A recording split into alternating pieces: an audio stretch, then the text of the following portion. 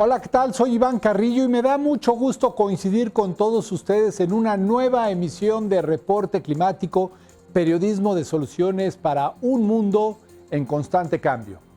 Durante julio de este año, una nutria marina de Santa Cruz, en California, se volvió viral debido a un extraño comportamiento. No solo se acercaba demasiado a los humanos que disfrutaban de las olas, sino que se subía a sus tablas de surf, las mordía e incluso terminaba quedándoselas. Este caso llamó tanto la atención que de pronto en cualquier lugar se hablaba sobre las nutrias o lutrinos, el grupo de mamíferos que se desenvuelven hábilmente entre el ambiente terrestre y el medio acuático. En el pasado, ejemplares como el de Santa Cruz fueron cazados para quitarles la piel y eso los colocó al borde de la extinción. Por fortuna, con el tiempo las poblaciones de nutrias se han ido recuperando. Sin embargo, amenazas crecientes como la contaminación se ciernen sobre ellas. Hoy indagaremos en este tema con la guía del científico mexicano Juan Pablo Gallo Reynoso, quien se ha especializado en su estudio dentro del Centro de Investigación en Alimentación y Desarrollo. Pero antes les propongo echar un vistazo a las noticias climáticas del planeta. Comenzamos.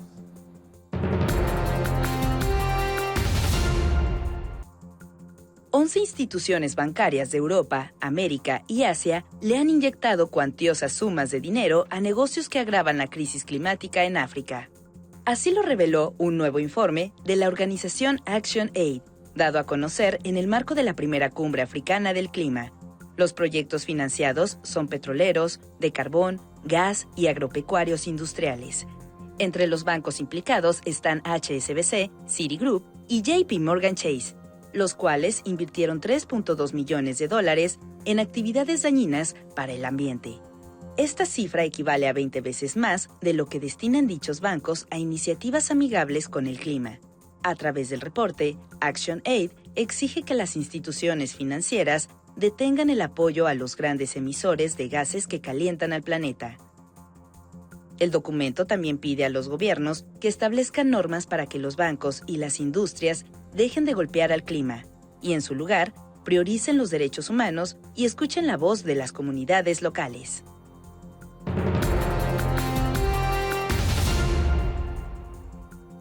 Un reciente estudio de la UNESCO ha evidenciado el impacto del cambio climático en la educación de Asia y el Pacífico. Por ejemplo, en países como Bangladesh, la India, Tuvalu, Vietnam e Indonesia, el cierre de escuelas debido a las inundaciones representa una interrupción masiva de la enseñanza. Asimismo, la continuidad de las clases se ve impedida por el uso de las escuelas como refugios de emergencia. Y es que, tan solo en 2021, dicha región concentró el 80% de los desplazamientos forzados por desastres en el mundo. Muchas de estas personas carecen de recursos económicos y las familias se ven obligadas a priorizar la seguridad económica antes que la educación. Las niñas y mujeres, las comunidades rurales y quienes viven con alguna discapacidad o presentan una condición de salud preexistente están entre los más vulnerables a los obstáculos educativos.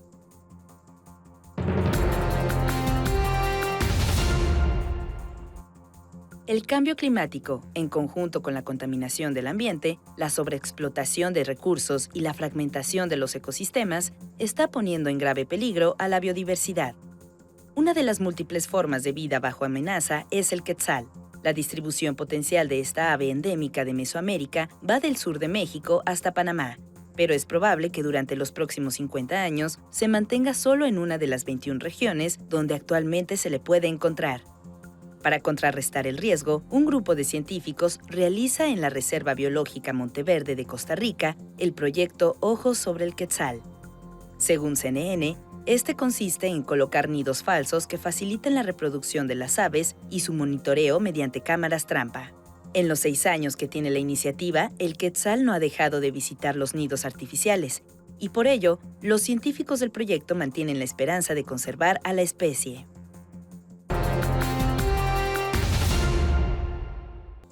Los lutrinos o nutrias son mamíferos que pertenecen al grupo de los mustélidos, el cual también incluye a los hurones, las comadrejas y los mapaches. Cada 30 de mayo se celebra el Día Mundial de la Nutria para concientizar a la población sobre la importancia de estos animales y fomentar su conservación. Actualmente existen 13 especies de nutrias distribuidas en muchas partes del mundo, a excepción de la Antártida, Madagascar, Australia, Nueva Zelanda y otras islas de Oceanía. Esto nos dice Juan Pablo Gallo. Hay especies que ocupan mucho espacio, como la nutria euroasiática, que es la que ocupa desde España hasta Kamchatka, digamos. Por otros lados, ya hay especies muy tropicales, como tenemos en México y en la India y en Tailandia también, Borneo, en otros lugares que llegan. En Latinoamérica hay varias especies. Tenemos 3 en México, que es la nutria neártica, que es la típica nutria de los Estados Unidos, Canadá, Alaska. Luego tenemos la nutria neotropical, que va desde México, desde Chihuahua, Sonora, la parte más norteña, hasta Argentina, el norte de Argentina. Sobre todo la parte este del continente, que es toda la cuenca del Orinoco y del Amazonas y del río Paraguay. Todas esas cuencas grandes las ocupa la especie neotropical, incluyendo Colombia, Venezuela, etc. y partes de Centroamérica.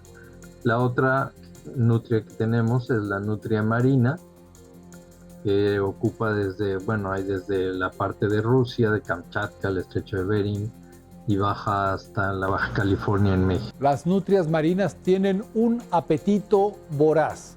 Lo que comen diariamente equivale a 1/4 parte de su peso corporal, y si se trata de madres lactantes, su consumo de alimento es aún mayor. Que está asociada con el sargazo. Entonces, desde donde hay sargazo en la península de Baja California hasta Kamchatka, dándole la vuelta, hay nutrias marinas, ¿no?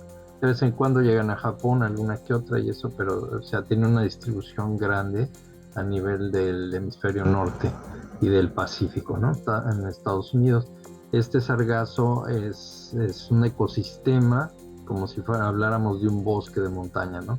Es tan importante como ellos, y también en cuanto a fijación de nitrógeno y carbono que cae en el mar y es fijado también por estas plantas. Entonces tiene una parte importante que ver con todo lo del combate al calentamiento global y a la acidificación de los océanos, porque fija muchas cantidades de carbono. Su dieta es a base de mariscos e incluye algunos peces, cangrejos, almejas y erizos. Sobre todo especies herbívoras que se encuentran en el manto de sargazo, bajo el manto de sargazo, ¿no? Estos mantos de sargazo pueden estar desde los 0 metros donde está la cúpula hasta los 50 metros de profundidad, ¿no? Y hay diversas especies según la iluminación que hay. Las nutrias pueden llegar a estar de los 0 a los 30 metros de profundidad, en esas zonas donde pueden bucear y sacar su alimento de manera fácil, pero estresadas o con hambre pueden llegar a profundidades mayores para sacar su alimento. Entonces, lo que hacen las nutrias es que regulan, por ejemplo, la existencia de erizo. De no ser por las nutrias, los erizos podrían arrasar con bosques enteros de algas marinas. Hay diferentes especies de erizo marino, varias que son erizos de los negros que conocemos, púrpuras, y hay otras que son con menos agresivas en cuanto a sus espinas y todo. Pero si tú remueves del ecosistema el abulón, como ha hecho la pesquería del abulón desde Estados Unidos y México, hay una proliferación de erizo, y el erizo lo que hace es que acaba con el sargazo. Entonces la nutria, cuando hay proliferación de erizo, come más erizo. ¿Qué le come al erizo? Sobre todo las gónadas, entonces las come más en temporada de reproducción de erizo que en otras, pero actúa como un regulador de una especie que es agresiva con el sargazo, sobre todo en etapas del sargazo de plántula, cuando empieza a crecer en el fondo, es cuando no permite el crecimiento. Su función en el ecosistema es lo que le otorga a las nutrias marinas el reconocimiento como Keystone Species, o especie piedra angular. Que sin ella el ecosistema del sargazo sufre mucho y puede llegar a terminarse, ¿no? Eso es en cuanto a la nutria marina. La nutria de río es muy diferente. Las nutrias de río no viven en un área abierta como las nutrias marinas, que están en el área del mar, la costa, que es siempre ancha, dependiendo de la profundidad del manto de sargazo es muy grande o pequeño. En cambio, las nutrias de río, pues las zonas más amplias donde pueden vivir son lagunas epicontinentales, ¿no? O lagunas costeras también. Pero por lo general los ríos están limitados a la parte acuática por donde transcurre el cauce. Entonces ahí viven las nutrias, ¿no? La importancia de estas otras nutrias es que indican el estado de conservación de los cuerpos de agua. Entonces las nutrias, donde están las nutrias generalmente hay sus presas, hay disponibilidad de presas que ellas comen, hay las condiciones para que vivan las presas, que son peces, que son crustáceos, algunos otros insectos que también comen las nutrias o otras especies, ¿no? Algunos pequeños roedores, mamíferos, lagartijas, algunas culebras y víboras también se las comen, pero principalmente comen fauna que es del propio río, ¿no? Entonces, cuando encontramos que hay nutrias en un lugar, generalmente el río está en un estado de conservación aceptable para empezar, ¿no? Cuando las ves dices, pues aquí hay rastros de nutria, encuentras huellas, encuentras letrinas. Las letrinas son lugares donde acuden a dejar sus heces y orinan para señalarle a otros individuos de la misma especie que viven en el río que andan por ahí, ¿no? Eso les sirve mucho. Entonces, cuando vemos esos rastros y esos signos de la presencia de nutrias, podemos creer, antes de llegar a un estudio profundo del río, podemos creer que está en un estado aceptable de conservación, ¿no? Y aunque son animales silvestres, en muchas ocasiones se encuentran más cerca de lo que imaginamos. Lo vemos también en algunas presas construidas por el humano, en otras estructuras humanas, por ejemplo, muelles, puentes, bases de puentes grandes. Muchas veces encontramos ahí los indicios de que las nutrias andan por ahí, ¿no? A veces se encuentran en situaciones comprometidas, ¿no? Sí hay alimento, pero también hay algunos drenajes, algunas condiciones un poquito más difíciles para la vida de las nutrias, pero siguen ahí, por ejemplo, en algunos ríos de Chiapas o en algunos ríos también de Guerrero, donde pasan por pueblos los ríos.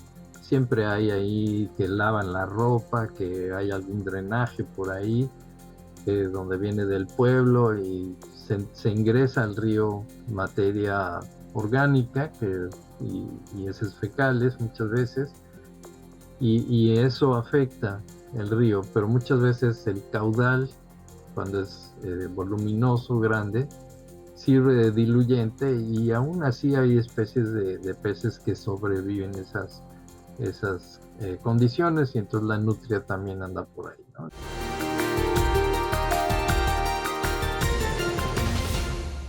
Por mucho tiempo, la nutria marina fue considerada extinta en aguas mexicanas. Sin embargo, científicos y pescadores han reportado su avistamiento en los últimos años.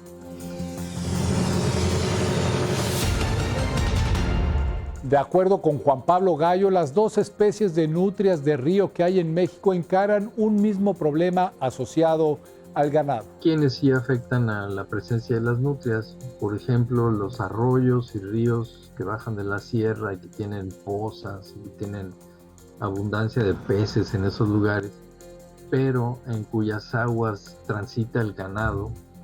Por lo general esos ríos acaban siendo lo que llamamos los científicos eutroficados, ¿no? Quiere decir que están sobrecargados de nutrientes y tienen demasiada carga de elementos químicos en ese sentido, por ejemplo nitrógeno, fosfato, que al generar ese tipo de contaminación, pues matan a los alevines, a las pequeñas ranas, a todo lo que también es parte de la alimentación de la nutria, o no dejan crecer a los peces. Entonces lo que pasa es que se acaba, ¿no? Se desertifica el río porque se mueren muchas especies por exceso de amonio sobre todo, ¿no? El amonio generado porque las vacas andan ahí y andan haciendo popó sobre el agua, pipí sobre el agua, pisan todo, matan las hierbas donde pueden están las larvas de los peces, de los insectos, de muchas especies que ellas comen y desaparecen, ¿no? Por lo tanto, el manejo adecuado de la actividad pecuaria es un elemento clave para la conservación de las nutrias mexicanas. Que este tipo de problemas son muy grandes, lo hemos logrado en la Sierra Tarahumara y en algunas partes de Sonora, donde hemos también conseguido por ONGs que se dote de nuevos alambres de púas, de sistemas de que las vacas puedan bajar a beber agua sin que anden por todo el río afectando a las cosas, ¿no? Y todavía no vemos los cambios que quisiéramos ver, apenas llevamos 5 o 6 años con esto, ¿no? Pero ahí es el reto mayor, mantener el agua y la humedad en las partes altas de la sierra, ¿no? Porque en la parte baja pues ya corre el agua con las lluvias y todo y pues ya es muy difícil, pero las partes altas donde están los bosques, donde hay árboles, donde hay sombra, donde la sombra produce cambios en la temperatura del agua y la temperatura del agua baja, promueve la vida. Otro reto importante en este país es entender que las nutrias son especies paraguas. Si apostamos por su cuidado, estaríamos protegiendo también al resto del ecosistema. No se ha entendido muy bien, se entiende en la academia, pero a nivel de gobierno todavía estamos muy en pañales para todo eso. No hay ningún área para nutrias en ningún tipo de lugar. Se incluye dentro de las áreas naturales protegidas, pero a veces hacen un área protegida y ni siquiera saben que hay nutrias ahí, se van enterando después, ¿no?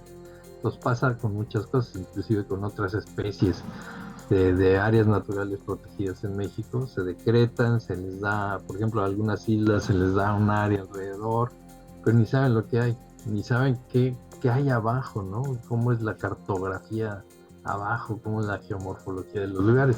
Y aquí pasa lo mismo, entonces estos cursos que hemos dado de monitoreo de las nutrias sirven precisamente para describir el hábitat, para describir dónde están, para entender por qué están ahí, ¿no? Una conservación efectiva de las nutrias en México exige que distintos sectores se articulen, como señala Juan Pablo Gallo. Es muy importante que aquí entremos tanto el gobierno federal, los gobiernos estatales, muchas veces los municipales son los más interesados y las ONGs, ¿no? Realmente se necesita a fuerzas las ONGs, la labor que producen en bajar fondos, en traer, por ejemplo, WWF, que hemos trabajado mucho con ellos, en parte de la Sierra Tarahumara, en programas de 2, 3 años, pues son los que realmente nos permiten tener los fondos para trabajar con CONAM, por ejemplo, porque ellos sí pueden gestionar los fondos. Muchas veces uno como gestionador se te va la vida pidiendo dinero y no puedes hacer nada, ¿no? Pero si te alías con ellos y si ellos entienden el proyecto y cómo va la cosa, pues es mucho más fácil que te bajen dinero y puedas trabajar con ellos, cosa que el gobierno federal difícilmente hace, ¿no? El siguiente paso es hacer investigaciones capaces de evidenciar las diversas amenazas a las que se enfrentan las nutrias. Y para lo cual se requieren pues, metodologías avanzadas, ¿no? Se necesitan cámaras trampas, se necesitan medidores de temperatura del agua, del ambiente, poder sacar muestras para decir qué contaminantes hay, ¿no? Lo cual pudimos hacer, por ejemplo, en este proyecto que les digo de la Tarahumara, y ahí conocimos que los ríos estaban todavía en muy buen nivel. Por ejemplo, el de Basaciachi en la parte alta está en muy buen nivel. Hay otro río que viene ahí, el Durazno, que pasa por varios pueblos y esos pueblos tienen, por ejemplo, talleres mecánicos porque dan servicio a toda la minera que está por ahí, pegadita a Basaciachi, que es grandísima. Y te encuentras en el río, lo que más encuentras como contaminantes son llantas de camiones, de carros y todo.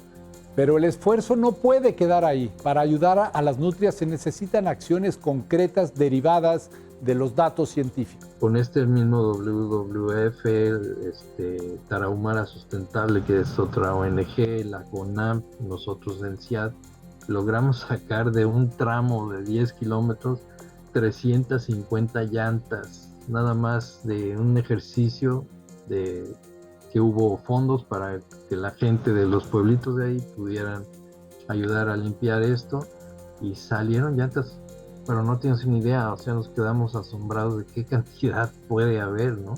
Si dichas medidas de conservación tienen éxito, será notorio en el ambiente, pues recordemos que las nutrias son sus reguladoras. Las nutrias son una especie muy importante en los ríos, ¿no? Sobre todo porque mantienen el equilibrio del ecosistema. Más que nada es el regulador de las especies que hay ahí, ¿no?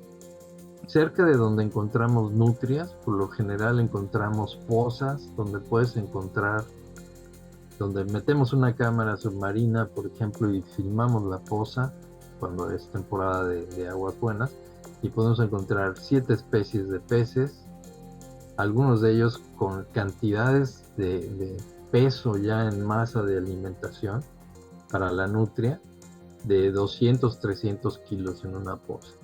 Y esto no lo digo para que vayan y los pesquen, sino para que se den cuenta de cómo 9 nutrias que viven cerca de ahí, que sabemos que ahí viven porque tenemos cámaras trampa, identificamos a los diferentes individuos, viven cerca de esa poza, entonces tienen alimento para mucho tiempo. Ir a un sitio donde debería haber nutrias y no encontrarlas definitivamente es una alerta de algo que no anda bien. Pero ¿qué pasa cuando viene una sequía tremenda? Entonces vemos cómo se reduce esa cantidad de alimento y sin embargo las nutrias siguen ahí, ¿no? Entonces nos está diciendo que en la plasticidad del ecosistema, las nutrias nos están diciendo que esa plasticidad es bien importante porque hay mucha producción de biomasa, de alimento, del ecosistema que está funcionando. Mientras esté funcionando el ecosistema, pues todo está bien, ¿no? Si eso se baja o se ensucia o se pierde, pues todos los que viven para abajo, incluyendo a los seres humanos, pues van a tener problemas. El mensaje de Juan Pablo Gallo, especialmente para quienes viven cerca de ríos y arroyos, es muy claro. Todos podemos contribuir a la conservación de las nutrias. Y sucede, ¿no? Y ya cuando los interesas y les dices aquí hay, y hay jaguar, y hay esto y lo otro, no, entonces la gente se pone muy a querer ir contigo, a conocer y todo eso. Y eso es muy padre porque tienes una interacción muy valiosa con la gente y empiezan a amar su lugar, ¿no? A verle el porqué, a querer conservarlo. Eso me ha pasado también en la Sierra de Guerrero, allá por Ayutla. Y también hemos trabajado en esa zona y la gente se vuelca a lugares donde antes había todo esto y ahora ya los ríos de repente se convirtieron en drenajes y ahorita están otra vez en la posición de quererlos regresar a como eran, ¿no? Entonces sí hay una conciencia más grande de la gente que empieza a querer ver esas cosas mejor, inclusive como balnearios públicos, ya no como un tiradero de cochinero, ¿no? Entonces todo esto sirve para concientizar a la gente de que hay que cuidar su lugar, ¿no? Gracias por haberme acompañado hasta el final de este reporte climático, el espacio semanal de un periodismo de soluciones para un mundo en constante cambio. Yo soy Iván Carrillo y espero coincidir con ustedes de nuevo muy pronto.